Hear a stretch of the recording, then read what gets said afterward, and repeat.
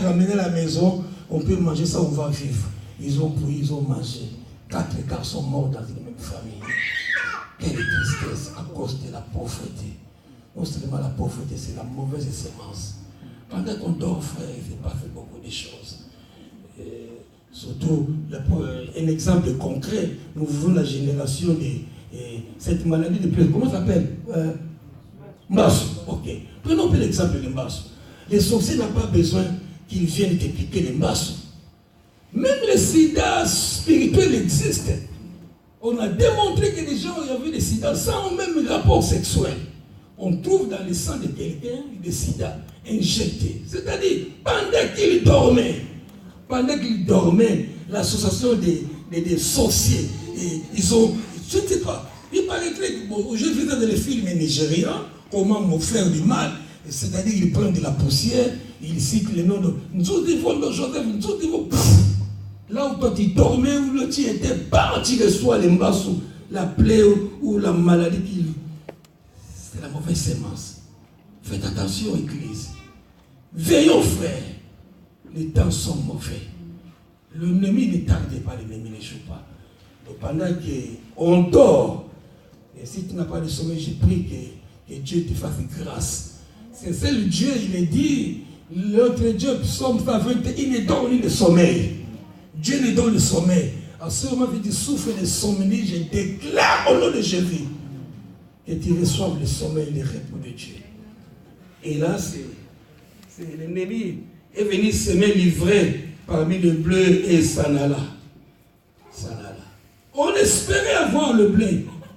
Malheureusement, l'ivraie a pris place. Lorsque l'homme lui poussait et donnait les fruits, l'ivraie aussi parut. On se trouve devant des récoltes. Année de ton âme, frère et soeur. Espérant une bonne sémence, parfois on se retrouve dans des situations. On ne les voit pas.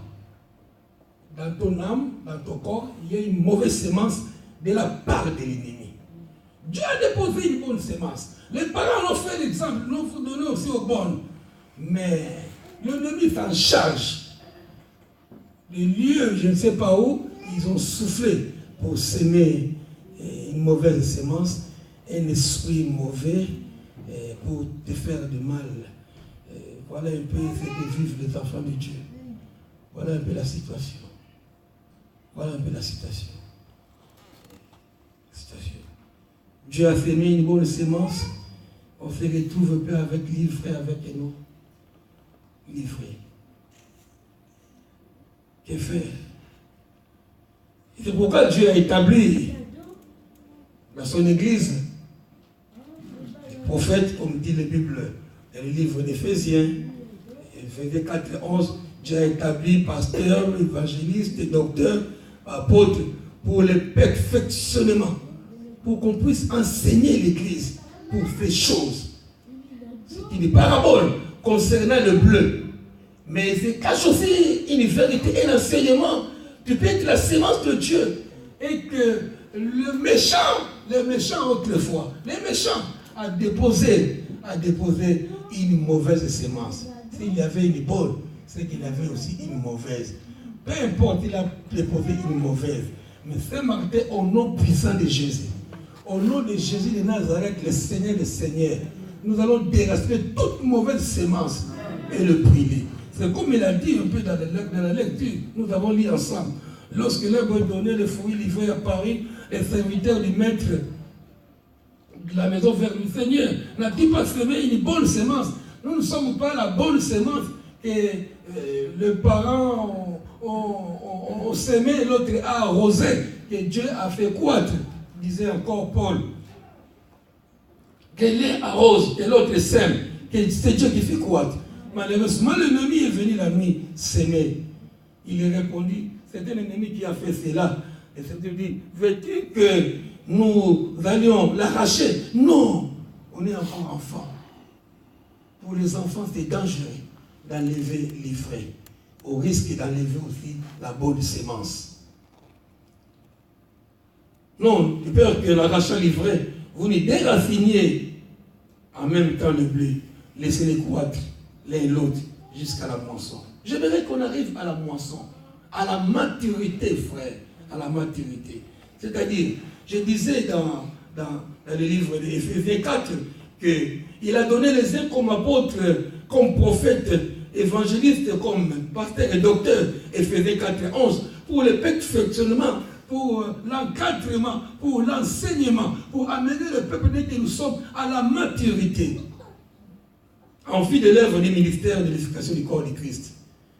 Très important, le 13, tu liras ça à la maison, Éphésiens 4 et 13, jusqu'à ce que la moisson, laissez-les jusqu'à la moisson. Je prie que nous arrivions à la moisson. Quelle est la moisson? Jusqu'à ce que nous soyons tous parvenus.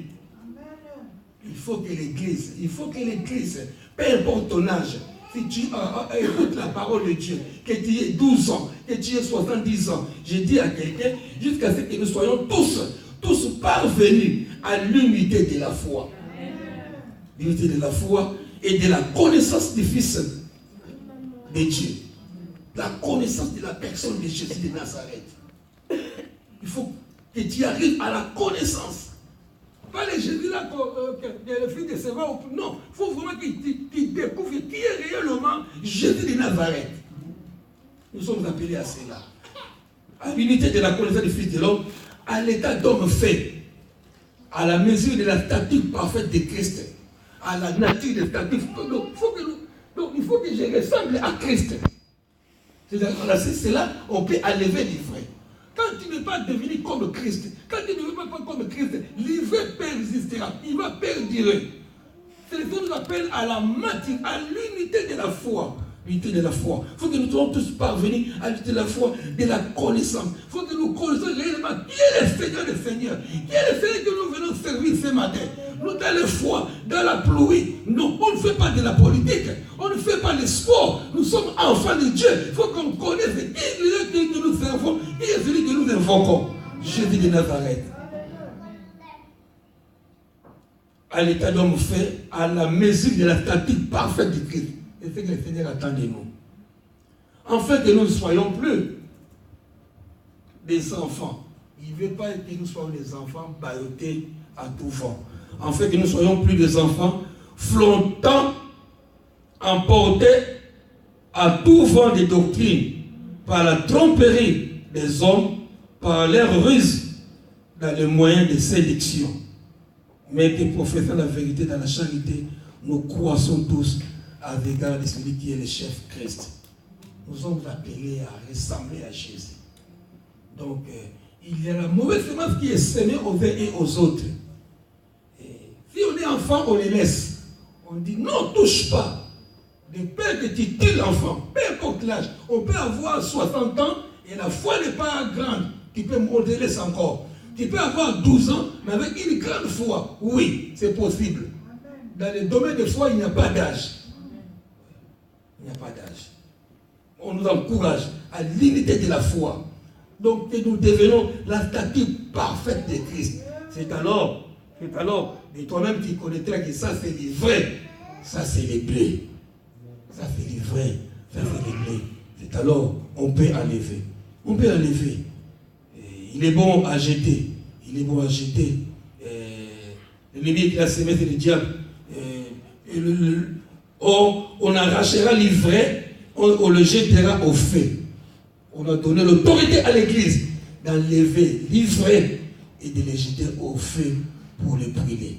L'ivraie n'a pas sa place dans le corps d'un enfant de Dieu. L'ivraie n'a pas de place. L'ivraie n'a pas de place. Mais le Seigneur espère en nous. Je vais lire des textes de semences en même temps. Des textes. Laissez-les croître.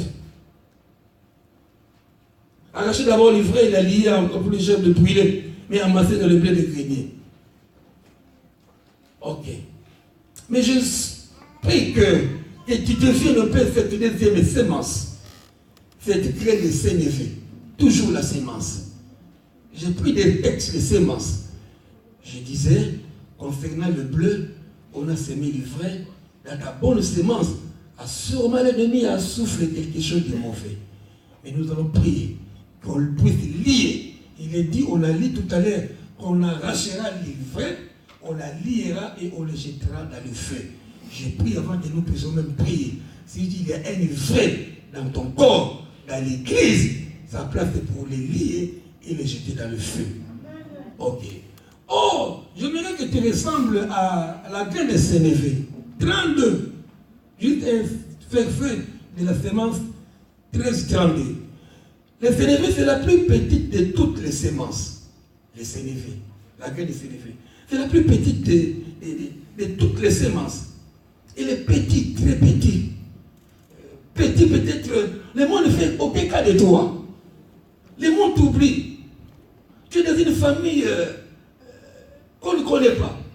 Jamais peut-être. Jamais prié, mais je suis né dans le malheur, dans la pauvreté. Ma mère m'a conçu dans le malheur. Mais il a invoqué le Dieu de ciel. Et son nom aujourd'hui est chanté et proclamé. Que ce soit ton cas, tu es né à Basankousso, tu es né d'une famille, le monde ne connaît pas, mais Dieu te connaît. Et au moins la petite semence que Dieu a mis à toi porte des fruits. C'est la plus petite de toutes les semences. Mais quand il a poussé, il est plus grand que le légume et devient un arbre, de sorte que les oiseaux du ciel viennent habiter dans ses branches. Voilà ma prophétie. Ma prophétie, que tu deviennes grand.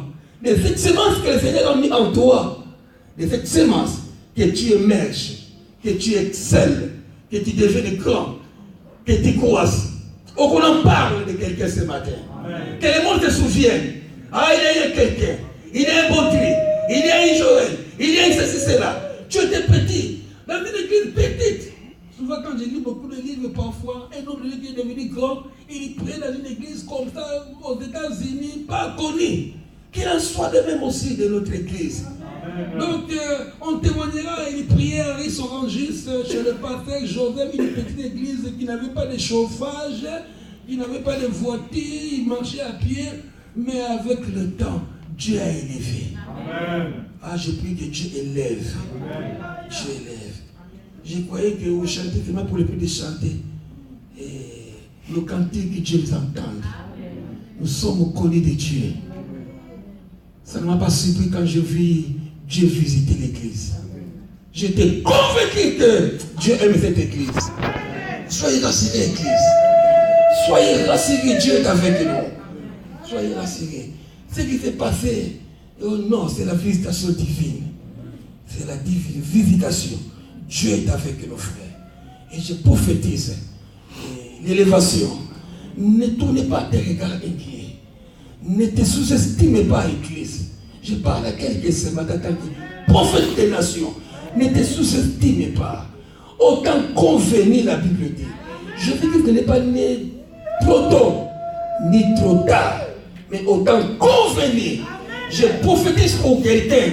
Autant convenir. Autant convenir. Il y a un temps convenir pour toi. Arrête de tourner tes regards inquiets. Arrête d'attrister Dieu. Tu sais, parfois, la Bible dit, n'attristez pas le Saint-Esprit. Souvent, nous attristons le Saint-Esprit pour des choses du monde. Parce que je n'ai pas eu ça, parce que je n'ai pas fait ça, et je suis triste. Et quand je suis triste, j'attriste en même temps le Saint-Esprit. Le Saint-Esprit est Dieu. Non, frère.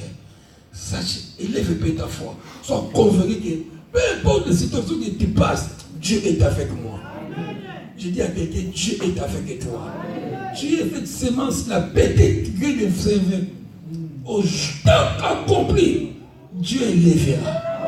Dieu élèvera. Il est dit, les oiseaux du ciel viennent s'abriter. Les oiseaux, je ne sais pas, dans un langage caché. À ce moment, je dis, c'est quoi les oiseaux du ciel viennent? Donc, littéralement.